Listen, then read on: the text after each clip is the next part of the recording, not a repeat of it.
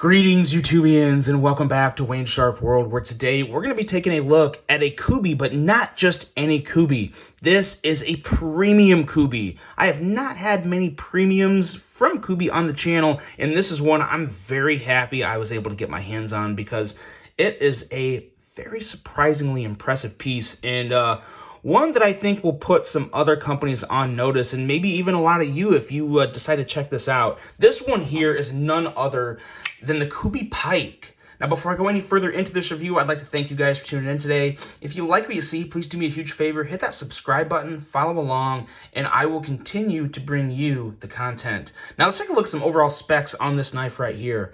We have an overall length of 6.85 inches, a blade length coming in at 2.87 inches, with a blade width at its widest point coming in at 755 thousandths. We have a blade thickness of 120 thousandths, with the blade material, as you saw, CPM 20 CV, a very elegant drop point style blade with a flat grind, a handle length coming in at 3.98 inches, a handle thickness of 430 thousandths, with a handle width coming in at 722 thousandths, right around its widest point down here in the swell of the handle. We have a handle material of titanium with a liner lock locking mechanism that's very interesting, but some really nice things about this, the way they went about constructing this handle, and I'll hit more detail, of course, when we get to the handle and ergos portion. A user of a right hand tip up only carry. This is designed by Parsons Blade Works, so an American designer. Keep that in mind when you hear the price. We have a weight coming in at 2.22 ounces, so nice and light, and a price coming in at $200. Now let's break that $200 down and compare it to other manufacturers and take into some considerations. We have, like I said, 20 CPMs, 20 CPM, 20 CV steel, a titanium handle, a milled titanium clip, details for days that we're going to touch on here in just a second.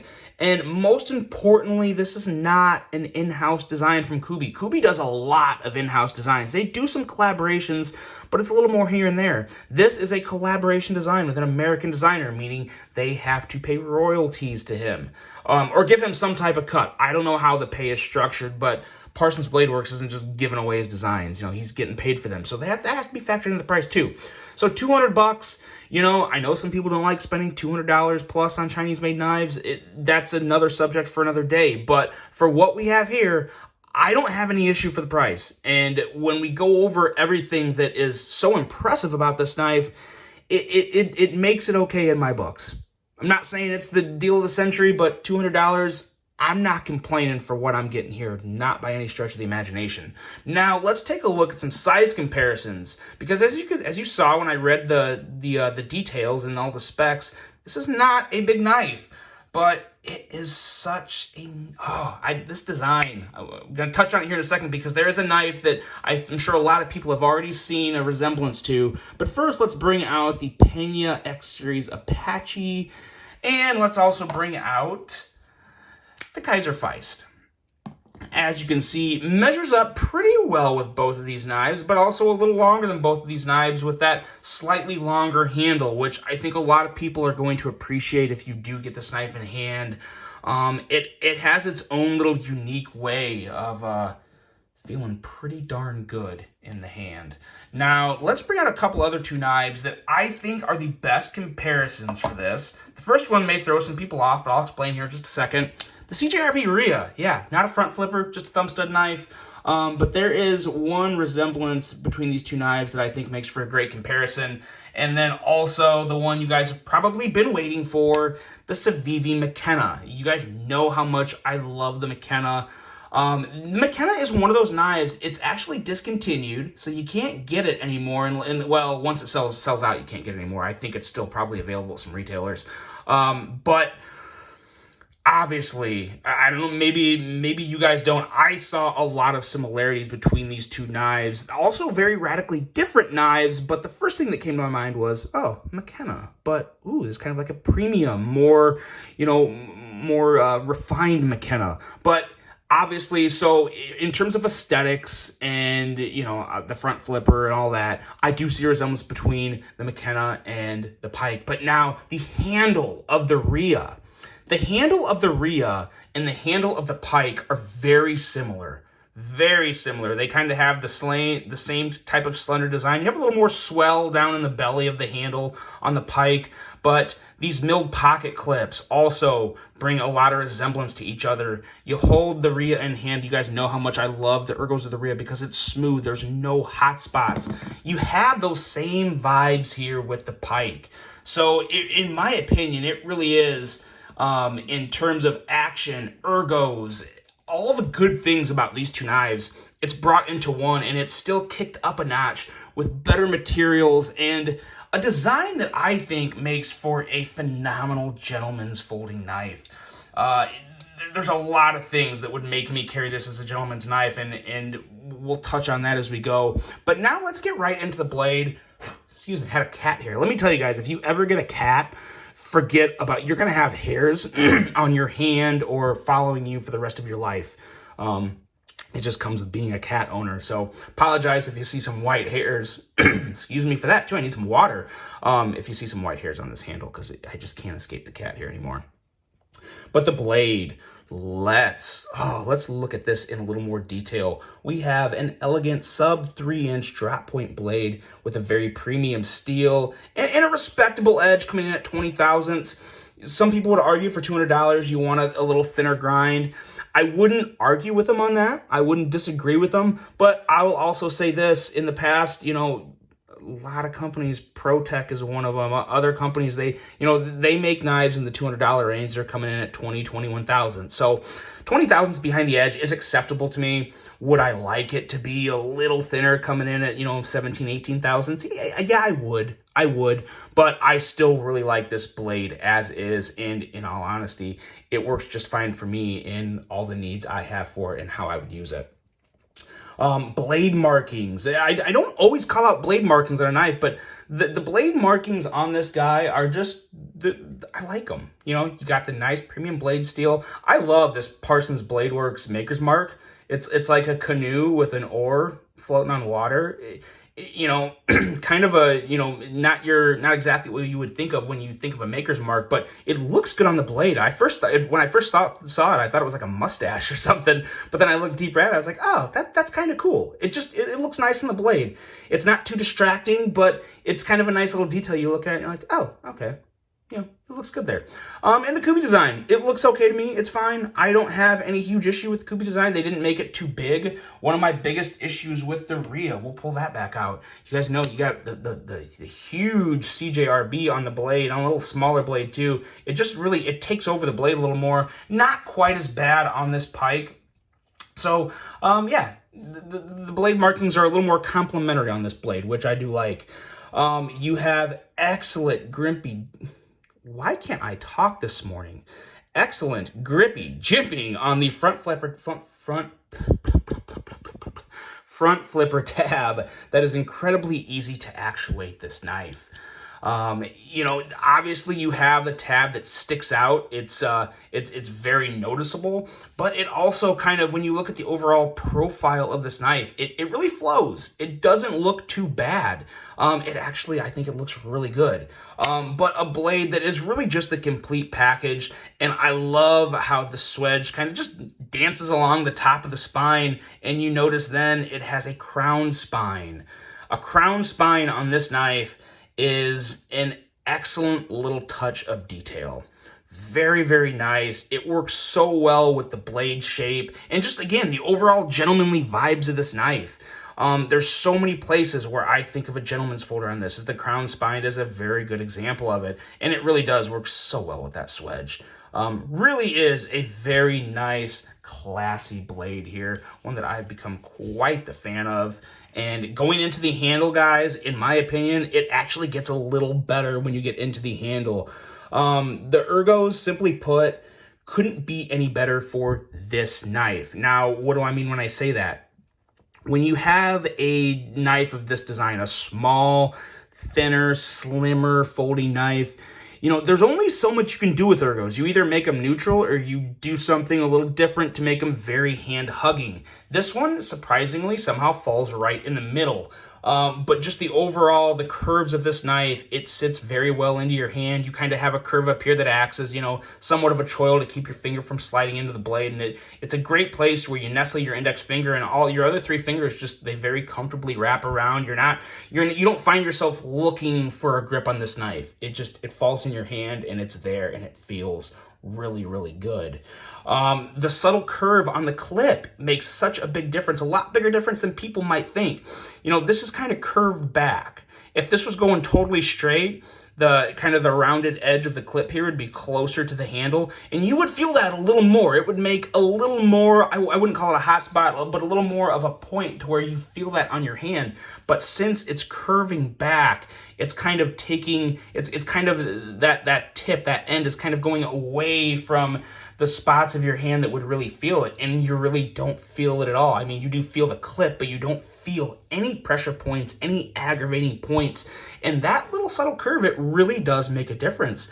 And it's definitely worth pointing out, because a lot of times you have just a standard milled straight clip. I love just the way that this adds an extra little element of kind of a line and design that works kind of with the milling in contrast to it, and it just looks really, really good. Another thing about this handle that is very impressive, and another detail that kind of adds on to that $200 price tag, is all this internal milling on both sides, even with the liner lock. Look at that milling in there. I'm sure you can, you should be able to see it. Big milled out pockets right there and there and there. There's a lot of internal milling in this handle, and then you get to the other side where the liner lock is, and there is, as you can see, just right up above my nail right there, there's an internal milling pocket that goes all the way up. And we'll bring it over here. Hopefully you can see it. A little difficult to see it, but yeah, there you can see the inside lining of it, and it goes all the way up. So lots of internal milling, and I believe, there's even another internal milling pocket towards the bottom of the handle. So lots of internal milling on even just this small little knife, and that makes for a very impressive 2.22 ounces when you're talking all titanium, and it's all titanium and 20 CV. So that is very nice. You should get that at a $200 price tag, and you do, and I'm happy to say that. The back spacer, even this little back spacer here, it's not just a slab of titanium. It's got detail to it. It's got even little, indented milling in between the 2 slots here, and it just looks really good with the design. Everything flows. It looks fantastic. The milling on the handle, you kind of have that. It's almost kind of like a sunburst pattern. You just don't see the whole pattern. It's kept within the top flat of the handle on the titanium handles. Looks really good, feels even better. This knife feels fantastic in hand and has just enough grip to where you don't have to worry about it slipping out of your hand. And it's one of those grips that it's almost like a massaging grip in your hand. It just feels really good. Those tight line milling patterns always feel so good in hand, and this one is no different. And like I said, that nice grippy jimping up there between the lines running this way on the handle, and you put your fingers on it, and then the jimping up top on the spine, you have a very solid grip on a rather small knife. So very, very nice there.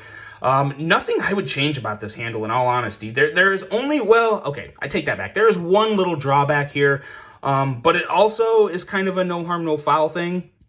The clip on this has a very, very tighter than it should be retention. So, you're going to feel that going in and out of the pocket, but at the same time, due to, the smoothness of the handle, but also the milling, this isn't something that's going to tear your jeans up. I actually, this one, as I said recently in one of my reviews, I carry knives anywhere from 1 to 3 days. And because of this retention, the strength retention, I did carry this a little over 3 days, like 3.5 days. I'm reviewing this on the 4th day of carrying it. And it's fine. It's not, I didn't see any wear on my pants, and I wore a couple different types of pants. Now, granted, I obviously didn't wear the same pair of pants for 4 days. That would kind of be nasty. But, you know, I did the in and out. It didn't sound, a lot of times you can really hear and almost, you know, look at it and see if there's a chafing point starting with something with a real strong clip retention, and I didn't see that. So I'm pretty confident your pants pockets are going to be fine. So I'm not too worried about that. And at the same time, it is kind of a plus. I mean, you don't have to worry about it falling out of your pocket. I can guarantee you that. It ain't falling out of your pocket, whether you have basketball shorts or jeans or khakis or whatever you have these things in. And that's another nice thing. It's light enough to where you can carry it in pretty much any type of pants or shorts you're wearing around your waist. You can carry this and not notice the weight. It's going to feel fine. So I really do like that as well. But just keep in mind, has some pretty strong clip retention. Now, going into the action, it's excellent. It is this action. When you get to the action and you combine everything else, you combine this, in my opinion, flawless fit and finish, level of detail to design, and then the action. This is up there. This is right up there, and it competes and is just as good as probably 90+% of the Wees that I've reviewed, of premium Wee knives. This really is. I think a lot of people look at premium Kubeys and they don't want to take the risk of spending the money on them, but then they'll turn around and spend 180, 220 bucks on a Wee knife. I'm here to tell you, give Kubey premium knives a shot. If you find a design that you like, if you find you know, a knife that is up there in price, but you don't have any issues with the design, I'm here to tell you, go for it, because this action is so smooth. The bearings, like I said earlier, how easy it is to actuate this flipper. I've always said before, the McKenna is one of, if not the best beginner front flipper knife for that reason, because it is so easy to just hold in hand and kick that blade out. I would give the ease of front flipping on this knife a full 10 out of 10. I might even go 11 out of 10 on this guy. And when it comes to the Pike, I would go a solid 9, a very solid 9 out of 10. This is an excellent knife to learn how to front flip, because the front flipper is out there a little. It's got nice jimping. It's going to be very hard to miss, and you have that clip, that excellent milled clip that you can wrap your fingers around and just kick that blade out. Super smooth, nice, crisp thwack. So many good things. It's reach around approved. I mean, not even once did I question that. The moment I saw the way this front flipper tab was designed, I told myself, oh yeah, it's gonna reach around like a dream, and it does. Everything about this knife in terms of action, if you were to take away the Kubey markings and send this to me and say, hey, check out this new Wee design, I'd be like, oh wow, it's great. It really is. It's up there. I'm not putting them up there with Riot, because it's not quite a Riot, you know, knife. Riot has its own little vibe and feel to it. But this is up there. Kubey's premium lineup, guys, don't sleep on it. Don't sleep on it. It really is good. And if they keep kicking out designs like this, yeah, they got something going over there in the premium division. This is very nice. Outside of that hard clip, or that strong clip retention, I have no knocks on this knife. I really don't. This is one that is absolutely sticking around. You're going to see it in my sharp weeks and my probably some lists. It's just nice. It checks a lot of boxes for me. One of the best gentleman's knives I have come across in quite a long time. Really big fan of this. Looking forward to carrying it, using it, and fidgeting with it more. And like I said, you're going to see more of it. So let me know what you think of this, guys. Have you ever thought about checking out a premium Kubey? I'm here to tell you, if the rest of them are like this one, they're absolutely 100% worth a shot, because I'm very happy with it.